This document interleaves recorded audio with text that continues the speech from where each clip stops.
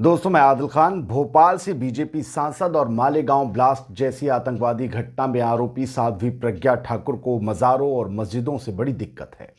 गोडसे की भक्त और भगवा राज की पैरोकार साध्वी को एक बार फिर मज़ारों से तकलीफ होना शुरू हो गई है। और ये वाकया हुआ है भोपाल में, जहां से वो सांसद है, मध्य प्रदेश की राजधानी भोपाल। लेकिन इसमें एक और मज़ेदार किस्सा हुआ है जिससे उनका चेहरा लाल हो गया इस मुद्दे को उठाने के बाद।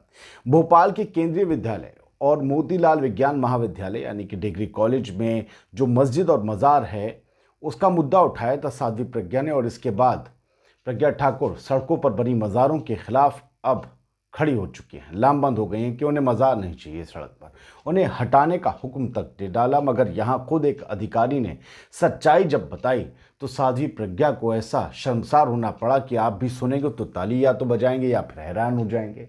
इस वीडियो को आखिर तक ज़रूर देखिए, क्योंकि मैं आपको पूरा माजरा भी बताऊंगा और वो वीडियो भी दिखाऊंगा जिसमें साध्वी प्रज्ञा ठाकुर मीटिंग में बैठी हैं और अधिकारी के साथ मज़ार को लेकर वो बहस में उलझ जाती हैं और उन्हें शर्मसार भी होना पड़ता है, लेकिन अपनी जेब मिटाने के लिए उस सच्चाई को वो कबूल नहीं करती।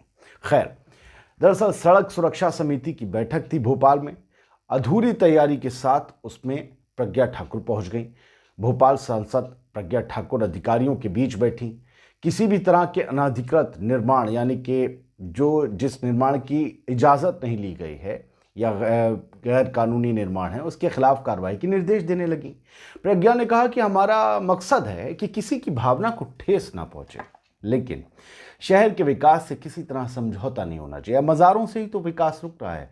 गली नुक्कड़ मंदिर लोग रख देते हैं, बना देते हैं, उससे नहीं रुकता। प्रज्ञा ठाकुर ने अधिकारियों से कहा कि आप अतिक्रमण के नाम पर ठेले वालों पर कार्रवाई कर रहे हैं। फुट ओवर ब्रिज का निर्माण हो गया, लेकिन बीच में मज़ार कहाँ से आ गई? क्या वीआईपी रोड पर बनी मज़ार यातायात में बाधा नहीं पहुंचाती है?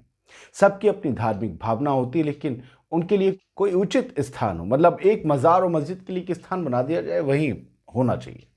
उस पर हमें कोई आपत्ति नहीं होगी, प्रज्ञा कह रही है। इस पर अधिकारी ने साध्वी की अक्ल का बल्ब जलाते हुए बताया कि मैडम, मज़ार तो वहां न जाने कब से है, सदियों से, और फुटपाथ तो अभी बना है।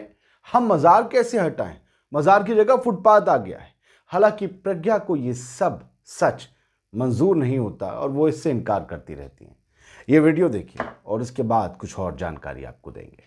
चल रहा है, वहाँ आप हरा पोत के आप चादर चढ़ा दोगे तो क्या नहीं, इसका क्या अर्थ है कि आदमी पैदल नहीं चले?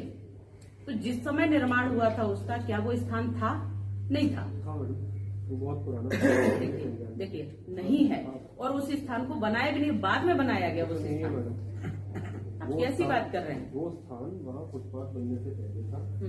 जब वीआईपी रोड का चौड़ीकरण हुआ है तब उस स्थान को यथावत रखते हुए फुटपाथ का निर्माण हुआ है। आप इसको वेरीफाई करेंगे? अब वेरीफाई करिए। हम तो वीडियो देख लिया, बहस देख ली, दलीलें देख ली, प्रज्ञा ठाकुर के अधिकारी ने कैसे उन्हें लाल किया वो भी सुन लिया। इससे पहले भोपाल के केंद्रीय विद्यालय में एक मस्जिद का मामला सामने आया था दोस्तों। तब भी बीजेपी सांसद प्रज्ञा ठाकुर ने एतराज जताया था। उनका हक है। उन्होंने स्कूल परिसर में मस्जिद बनाए जाने के बाद बाहरी लोगों की आवाजाही को लड़कियों के लिए खतरा बताया। सांसद ने बच्चों को सतर्क रहने की सलाह भी दी, मतलब बताइए। इसके अलावा उन्होंने भोपाल के मोतीलाल विज्ञान महाविद्यालय है ना, जिसे एमवीएम कहते हैं भोपाल में, उस परिसर में एक मज़ार बनी है, उसमें नमाज को लेकर, अब मज़ार में नमाज कैसे होती है तो मैं समझ नहीं पाता हूँ, मस्जिद में ही नमाज होती है। उन्होंने मज़ार में नमाज को लेकर या फिर ज़ायरीन जो आते होंगे उसको लेकर आपत्ति जताई थी प्रज्ञा ने। इससे पहले नवंबर की बात है। भोपाल सांसद ने कॉलेज परिसर में लोगों के अनाधिकृत प्रवेश से स्टूडेंट्स और स्टाफ को खतरा बताया था। इस मामले में सांसद ने भोपाल के कमिश्नर और कलेक्टर को एक चिट्ठी लिखी थी और कार्रवाई करने को कहा था। खैर, साफ है कि प्रज्ञा का मुसलमान, मज़ार और मालेगांव इन ट्रिपल एम से 3M से अलग सा रिश्ता है जो कायम रहेगा। मज़ार, मुसलमान और मालेगांव। अब उन्हें फिर से मज़ार से दिक्कत हुई है और देखना ये है कि अधिकारी क्या करते हैं। वीडियो तो बाहर आ चुका है। अधिकारियों को हम कहते सुन चुके हैं कि मैडम वहाँ पर मज़ार हमेशा से थी, फुटपाथ अब बन रहा है। वो कह रहे हैं कि एविडेंस है, हम जांच करेंगे। जांच कीजिए, जांच आएगी। अब जांच में न जाने कितने लोगों के पास फ़ोटो होंगे उस मज़ार के, सालों सालों दशकों पहले के। वो निकल कर सामने आएंगी तो प्रज्ञा ठाकुर क्या करेंगी? मैं तो ये सोच कर चिंतित हूँ। प्रज्ञा ठाकुर को अपना पूरा ध्यान विकास पर लगाना चाहिए।